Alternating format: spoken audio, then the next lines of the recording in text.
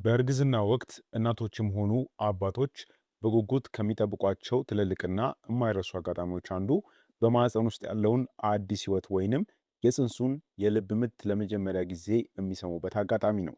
ይህም አጋጣሚ ለብዙ ወላጆች ትልቅ እፎይታንና ደስታን የሚያመጣ ቢሆንም በተመሳሳይ ጊዜ ደግሞ ብዙ ጥያቄዎችንና ጭንቀቶችንም ያስነሳል። ለምሳሌ የፅንስ የልብ ምት በስንተኛው ሳምንት ነው የሚጀምረው? በምርመራ ወቅትስ የልብ ምቱ ባይታይ ወይንም ባይሰማ ምን ማለት ነው? ወይንም በምን አይነት መመርመሪያ መሳሪያዎች ነው ልብ ምቱን ማወቅ የሚቻለው? እነዚህ የሚነሱ ዋና ዋና ጥያቄዎች ናቸው። ስለሆነም በዛሬው ቪዲዮአችን እነዚህን ጥያቄዎች በሙሉ በግልጽና በዝርዝር የምንመለስ ይሆናል። የፅንሱ የልብ ምት መቼ መምታት እንደሚጀምር፣ በህክምና ምርመራ ወቅት በምን ያክል ጊዜ ውስጥ ማወቅ እንደምንችል፣ እናም ደግሞ በየደረጃው ምን አይነት ልዩነቶች እንዳሉት አንድ በአንድ የምናይ ይሆናል ማለት ነው። ለእናቶችም ሆነ ለእርግዝና ዝግጅት ለሚያደርጉ ጥንዶች በጣም ጠቃሚ መረጃ ስለሆነ እስከ መጨረሻው አብራችሁ ቆዩ። መልካም ቆይታ ይሆንላችሁ። በቅድሚያ የፅንስ የልብ ምት መቼ ይጀምራል? በህክምናው ዓለም እንደሚታወቀው ፅንሱ በማህፀን ውስጥ መፈጠር ከጀመረበት ጊዜ አንስቶ እጅግ በጣም ፈጣን የሆኑ የእድገት ለውጦችን ያሳያል። የፅንሱ የልብ ምት ህዋሳት እጅግ በጣም በለጋ ዕድሜያቸው ማለትም እርግዝናው ከተፈጠረ ከ3 እስከ 4 ሳምንታት ባለው ጊዜ ውስጥ ጥንታዊ የሆነውን ቅርጻቸውን ይዘው በትንሹ መምታት ይጀምራሉ። ነገር ግን በዚህ የመጀመሪያ ወቅት የፅንሱ መጠን እጅግ በጣም ትንሽ ከአንድ የሰሊጥ ፍሬ ያነሰ በመሆኑ እናም ደግሞ ልቡም ገና ሙሉ በሙሉ ቅርጽ ስላልያዘ በውጭ በሚደረጉ መደበኛ የምርመራ መሳሪያዎች የልብ ምቱን መስማትም ሆነ በምስል ማየት አይቻልም። ነገሮች መቀየር የሚጀምሩት እርግዝናው ከ5 እስከ 6 ሳምንታት አካባቢ ሲደርስ ነው። በዚህ ወቅት የፅንሱ የልብ ክፍል በአራት ክፍሎች መከፋፈል ይጀምራል። ደም የመርጨትና የመበተን ስራውንም ያፋጥናል። በመሆኑም በእነዚህ ሳምንታት ውስጥ በሚደረጉ የላቀ የህክምና ምርመራዎች የፅንሱን የልብ ምት በምስል ደረጃ እንዲሁም ደግሞ እንደ ትንሽ ብልጭታ ወይንም ፈጣን እርግብግቢት ማየት ይቻላል ማለት ነው። በዚህ የመጀመሪያ የእድገት ደረጃ ላይ የፅንሱ የልብ ምት እጅግ በጣም ፈጣን ሲሆን በደቂቃ ከ110 እስከ 160 ጊዜ አካባቢ ሊመታ ይችላል። ይህም ደግሞ ከአዋቂዎች የልብ ምት ጋር ሲነጻጸር በእጥፍ ያክል ፈጣን መሆኑን ያሳየናል ማለት ነው። ስለዚህ ፅንሱ ገና በለጋ ዕድሜው እያለ ልቡ በከፍተኛ ፍጥነት እናም ደግሞ ጥንካሬ ስራውን እንደሚጀምር እንረዳለን ማለት ነው። በመቀጠል የምንመለከተው የፅንስ የልብ ምትን በምን አይነት ምርመራዎች ማወቅ እንችላለን የሚለውን ነው። አንደኛ በማህፀን ውስጥ በሚደረግ አልትራሳውንድ ምርመራ ማወቅ ይቻላል። ይህ አልትራሳውንድ ትራንስ ቫጂናል አልትራሳውንድ ይባላል።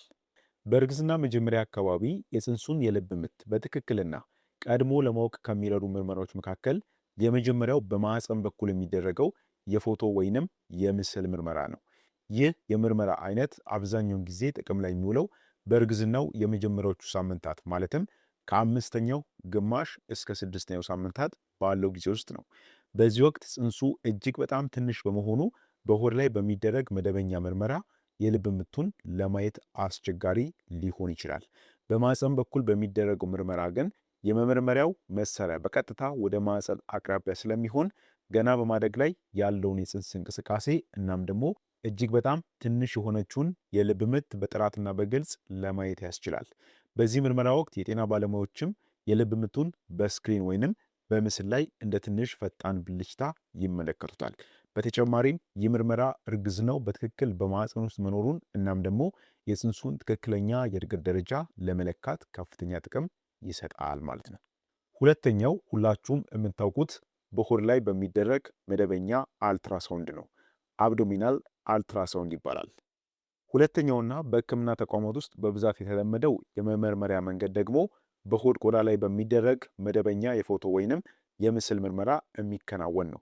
ይህ የምርመራ አይነት አብዛኛውን ጊዜ በግልጽና በጥራት ውጤት መስጠት የሚጀምረው እርግዝናው ከ7 እስከ 8 ሳምንታት ሲሞላው ነው። ምክንያቱም በእነዚህ ሳምንታት ውስጥ ፅንሱ መጠኑ እየጨመረ ስለሚመጣና ማህፀንም እየሰፋ ስለሚሄድ በሆድ ቆዳ በኩል የሚላኩት የድምፅ ሞገዶች ፅንሱን በቀላሉ አግኝተው ምስሉን ወደ ስክሪን ማስተላለፍ ይችላሉ። በዚህ ምርመራ ወቅት የጤና ባለሙያው በሆድ ላይ ልዩ ጄል ካፈሰሰ በኋላ የመመርመሪያውን መሳሪያ በሆዳችሁ ላይ በማንቀሳቀስ የጽንሱን ሁኔታ ይመረምራል።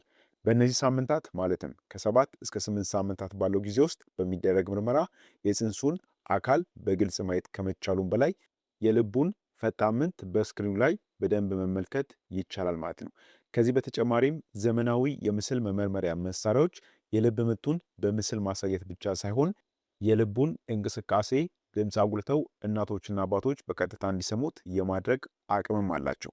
ይህም አጋጣሚ ለወላጆች በእርግዝና ጉዟቸው ውስጥ የመጀመሪያው ትልቅ ደስታና እንዲሁም ደግሞ እፎይታን የሚያገኙበት ልዩ ቅጽበት ነው ማለት ነው። ሶስተኛው የልብ ምትን የሚለይበት መመርመሪያ መሳሪያ ደግሞ በዶፕለር መሳሪያ የልብ ምትን ማዳመጥ ነው። ፌታል ዶፕለር ይባላል። ሶስተኛውና እናቶች ከሕክምና ባለሙያዎች ጋር እንዲሁም ደግሞ በሐኪም ቤት በሚኖራቸው ቀጠሮች ወቅት በጉጉት የሚጠብቁት መንገድ በዶፕለር መሳሪያ በመጠቀም የልብ ምቱን ማዳመጥ ነው። ይህ መሳሪያ ከቀድሞዎቹ የምስል ማሳያ መሳሪያዎች የተለየ ነው። የዶፕለር መሳሪያ የልብ ምቱን በምስል ከማሳየት ይልቅ የልቡን ድብደባ ድምፅ በጎላ ሁኔታ አጉልቶ እናቶች እንዲሰሙት ለማድረግ የተሰራ ልዩ የድምፅ ማጉያ መሳሪያ ነው። የዶፕለር መሳሪያን በመጠቀም የጽንሱን የልብ ምት በግልጽ ማዳመጥ የሚቻለው አብዛኛውን ጊዜ እርግዝናው ከ10 እስከ 12 ሳምንታት ሲደርስ ነው። ከዚህ በታች ባሉት ሳምንታት ውስጥ ለምሳሌ በስድስተኛው ወይንም በሰባተኛው ሳምንታት ውስጥ ጽንሱ ገና በጣም አነስተኛ በመሆኑና የደም ዝውውር ስርዓቱም በዛ ልክ ድምፁን በውጭ መሳሪያዎች ለማጉላት ስላልደረሰ በዶፕለር ድምፁን ለመስማት አስቸጋሪ ሊሆን ይችላል። ነገር ግን እርግዝናው ወደ 10 እና 12 ሳምንታት ሲያድግ የጤና ባለሙያው በሆዳቸው አካባቢ ልዩ ጀል በመቀባት መሳሪያውን በብርሃን ሲጫኑት የፈጣን የፈረስ ኮርቻ ድምፅ የሚመስለውን የልጁን የልብ ምት በክፍል ውስጥ ባሉ ሰዎች ሁሉ በግልጽ እንዲሰማ ያደርገዋል ማለት ነው። ይህም ጊዜ እናቶች ከእርግዝናው ጋር የበለጠ መዋሃዳቸውንና ሕይወት መፈጠሩን በጆሯቸው የሚሰሙበት በጣም ስሜታዊና ድንቅ የሆነ ጊዜ ነው ማለት ነው። ስለዚህ እንግዲህ የጽንስን የልብ ምት በምን አይነት መሳሪያዎች ማየት ወይም ደግሞ መስማት ይቻላል ሲባል በእነዚህ በሶስት የአልትራሳውንድ ምርመራ መሳሪያዎች መለየት ይቻላል ማለት ነው። አንደኛው በማህፀን በኩል በሚደረግ ትራንስቫጂናል አልትራሳውንድ ምርመራ፣ ሁለተኛው ደግሞ በሆድ ላይ በሚደረግ የአልትራሳውንድ ምርመራ፣ ሶስተኛው ደግሞ በዶፕለር መሳሪያ የጽንሱን የልብ ምት መስማት ይቻላል ማለት ነው። ነገር ግን ደግሞ የጽንስ የልብ ምት ባይኖር ለሁሉም እናቶች ትልቅ የሆነ ስጋት ነው። ከዚህ ጋር በተያያዘ እናቶች ምን ማወቅ አለባቸውን የሚለውን ደግሞ ቀጣይ ወሳኝ ነጥቡን እንመልከት። እዚህ ጋር እጅግ በጣም ትኩረት ሊሰጠው የሚገባና እናቶች በደንብ ሊረዱት የሚገባ ዋነኛ ነጥብ ነው። በእርግዝናው የመጀመሪያዎቹ ሳምንታት ለምሳሌ በስድስተኛው ወይንም በሰባተኛው ሳምንታት አካባቢ አልትራሳውንድ ተደርጎ የጽንስ የልብ ምት በስክሪኑ ላይ ባይታይ ወይም ደግሞ ድምፁ ባይሰማ እንኳን ወዲያውኑ መደናገጥ፣ ስጋት ውስጥ መግባት ወይንም ተስፋ መቁረጥ በፍጹም አያስፈልግም። ለዚህ ደግሞ በርካታ ምክንያቶች ሊኖሩት ይችላሉ። የጽንሱ የልብ ምት የማይሰማበት ምክንያት በርካታ ሊሆን ይችላል። እስፔሻሊ በሰባተኛውና በስምንተኛው ሳምንታት አካባቢ ማለት ነው። የመጀመሪያው ምክንያቱ የእርግዝና ዕድሜ ነው። በመጀመሪያ ደረጃ የእርግዝና ዕድሜ የሚሰላው ከመጨረሻው የወር አበባ መጀመሪያ ቀን አንስቶ በመሆኑ የሴቶች የወር አበባ መምጫ ጊዜና እንቁላል የመውጣት ወቅት ሊለያይ ይችላል።